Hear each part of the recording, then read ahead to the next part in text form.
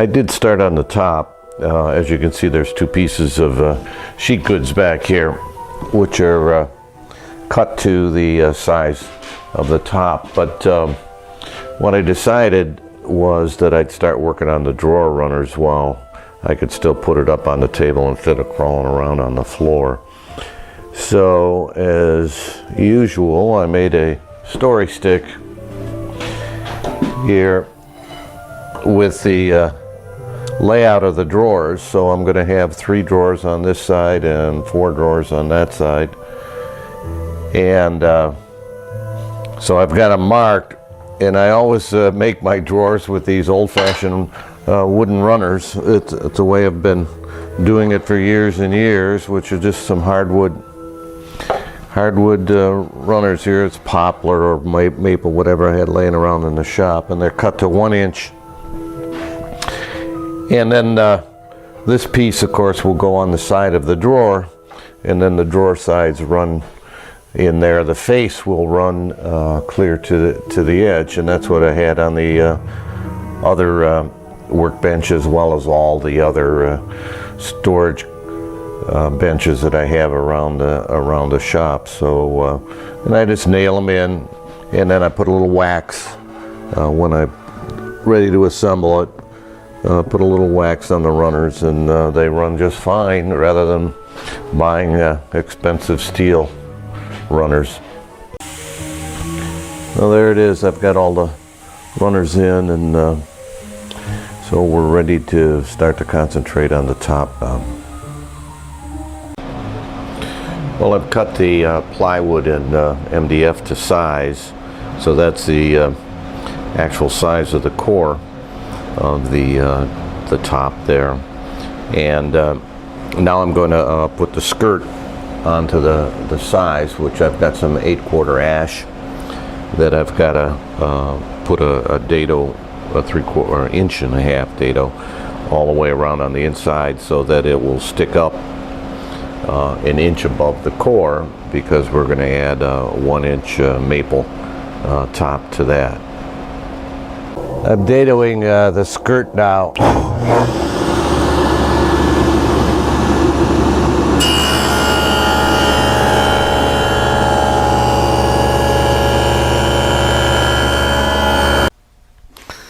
Well, after putting the dados through the sides and the end here, you can see this is how it looks. It's a cutoff. And I've got some hard maple, 8/4 hard maple, that I decided I'm going to make the vise faces out of. So the vise face goes on here. And as you can see, I should have stopped the dado over here instead of running it out to the end. So I think we'll put a piece of decorative hardwood in there and call it plugged. Well, I've glued up the rails and the back one. So this one and the 2 sides are being glued to the top, of course, through the mortise that's in the side here. The jaw of the vise is still loose, so that'll be, I'll take it off, and then I have to drill holes, etc., to get ready to make the vise. Well, I'm working on the vises today, and the Lee Valley twin screw is a bit complicated. They have great instructions, so you just follow along with what they say to do, and read through the instructions ahead of time, so that you don't make too many mistakes.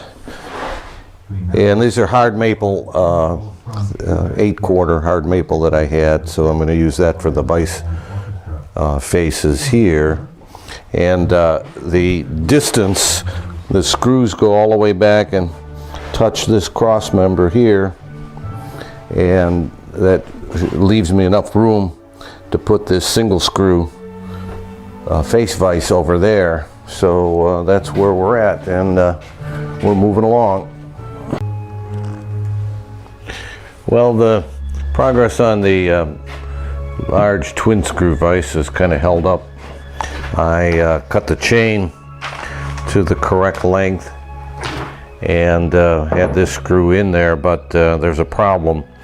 There's a shear pin here that locks in the drive sprocket, and the one that I have here, it doesn't match up. The hole was drilled in the wrong spot, so it's defective. But Lee Valley said they'd rush me a new one, a new spoke drive gear. So well, we're going to have that in a day or so. So while we're waiting for that, I thought I'd put in the single screw vise. So what you see there is the face for the single screw. Let's zoom in here a little bit. So I haven't cut it out or anything, it's just a square, 16-inch square. Well, I'm working on the face vise yet. I don't have too much more to go. But what I did was I drilled the holes in the face here first, and then clamped it to the apron there, and then continued the holes through. Added these collars, and then on the underside here there's the carriage that holds the screw, and then support for these rods that go through. So you know, just temporarily put it back in there. But what I was doing now is that I've got to drill some dog holes here. I've marked off, and in trying to avoid the various metal parts that there are in this face vise. So their dog holes are unevenly spaced here, so that it misses parts of that carriage that are underneath the top here. So I'll drill the holes in the top obviously when I'm finished, but it'll be easier for me to drill the dog holes now before I put the face onto the metal there.